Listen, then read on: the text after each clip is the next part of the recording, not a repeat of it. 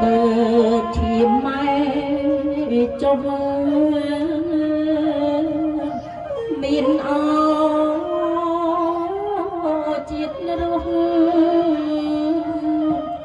មិនចង់កូនកុំយំមើ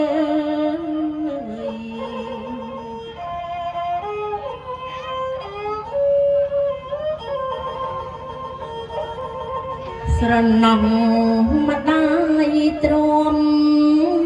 ក៏ណាគេងលើភ្លើងក្តៅមុខម៉ែហើមស្រមៅ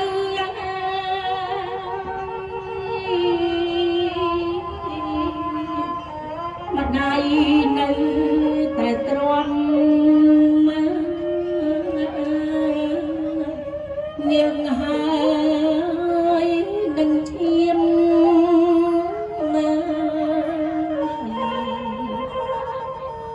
ស្រង់ហូរវល់ខំមើលកូនជុំហើយកូននោ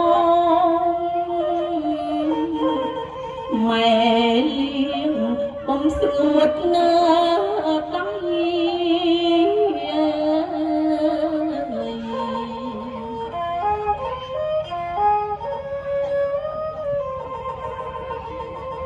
ពេលដែលកូនធំកូនណាពេញវ័យសិក្សា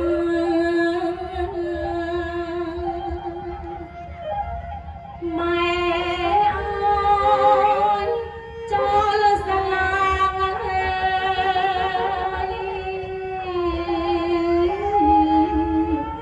ហើយណាអ្នកថ្លៃ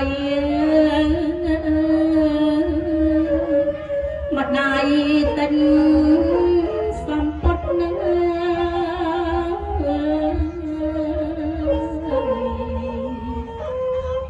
ហោអាវសៅស្បៃ